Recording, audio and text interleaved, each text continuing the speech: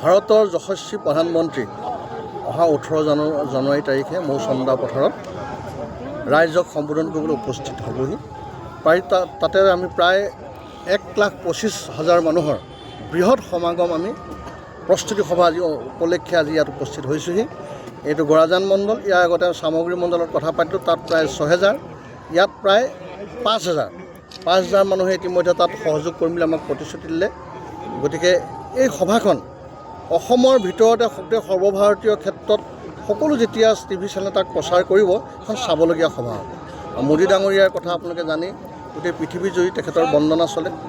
অসমৰ যশস্বী মুখ্যমন্ত্ৰী ডক্টৰ হিমন্ত বিশ্ব শৰ্মা ডাঙৰীয়া উপস্থিত থাকিব, তেওঁ বক্তব্য ৰাখিব। মুঠত এখন অতি উল্লেখযোগ্য বিধানসভা নিৰ্বাচনৰ আগে মৌ চন্দা পথাৰত এখন উল্লেখযোগ্য সভা অনুষ্ঠিত। দাদা, আপুনি ভাৰপ্ৰাপ্ত সভাপতি দায়িত্ব পোৱা পোনপ্ৰথমভাৱে আপুনি গৰাজান মণ্ডলত উপস্থিত হৈছে, কি ক'ব? মই অশেষ ধন্যবাদ জনাইছোঁ।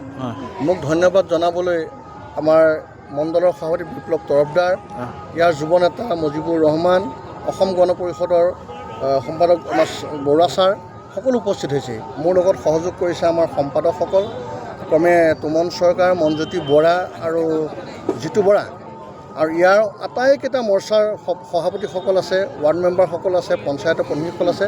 মই নথৈ আনন্দিত হৈছোঁ আৰু তেওঁলোকক মই ধন্যবাদ জ্ঞাপন কৰিছোঁ। অত্যন্ত ভাল হ'ব।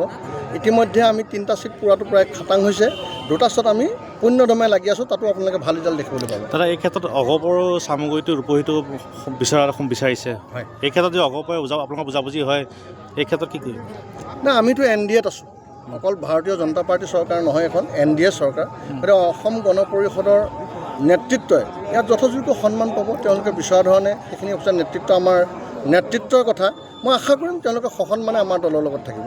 ভাৰতৰ যশস্বী প্ৰধানমন্ত্ৰী অহা 18 জানুৱাৰী তাৰিখে মৌ চন্দা পথাৰত ৰাইজক সম্বোধন কৰিবলৈ উপস্থিত হ'বহি। তাতে আমি প্ৰায় 1,25,000 মানুহৰ বৃহৎ সমাগম আমি প্ৰস্তুতি সভা আজি উপলক্ষে আজি ইয়াত উপস্থিত হৈছোঁহি। এইটো গৰাজান মণ্ডল, ইয়াৰ আগতে সামগ্ৰী মণ্ডলত কথা পাতিলোঁ, তাত প্ৰায় 6,000, ইয়াত প্ৰায় 5,000 মানুহে ইতিমধ্যে তাত সহযোগ কৰিম বুলি আমাক প্ৰতিশ্ৰুতি দিলে।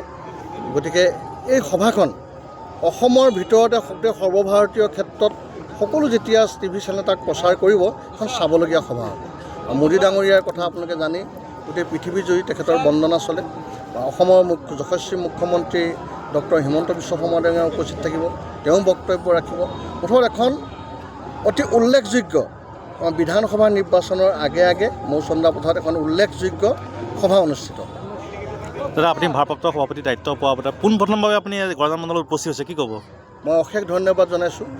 মোক ধন্যবাদ জনাবলৈ আমাৰ মণ্ডলৰ সভাপতি বিপ্লৱ তৰফদাৰ, ইয়াৰ যুৱ নেতা মুজিবুৰ ৰহমান, অসম গণ পৰিষদৰ সম্পাদক আমাৰ বৰুৱা ছাৰ সকলো উপস্থিত হৈছে। মোৰ লগত সহযোগ কৰিছে আমাৰ সম্পাদকসকল, ক্ৰমে তুমন চৰকাৰ, মনজ্যোতি বৰা আৰু জিতু বৰা, আৰু ইয়াৰ আটাইকেইটা মৰ্চাৰ সভাপতিসকল আছে, ৱাৰ্ড মেম্বাৰসকল আছে, পঞ্চায়তৰ প্ৰতিনিধিসকল আছে।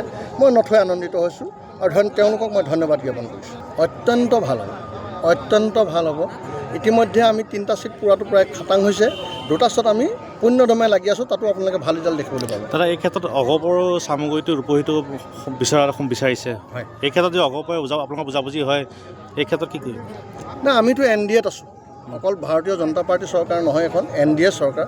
গতিকে অসম গণ পৰিষদৰ নেতৃত্বই ইয়াত যথোযোগ্য সন্মান পাব। তেওঁলোকে বিচৰা ধৰণে সেইখিনি অৱস্থা নেতৃত্ব আমাৰ নেতৃত্বৰ কথা মই আশা কৰিম তেওঁলোকে সসন্মানে আমাৰ দলৰ লগত থাকিব। যিকোনো খবৰৰ বাবে যোগাযোগ কৰক আমাৰ এই নম্বৰত 9181 307 221।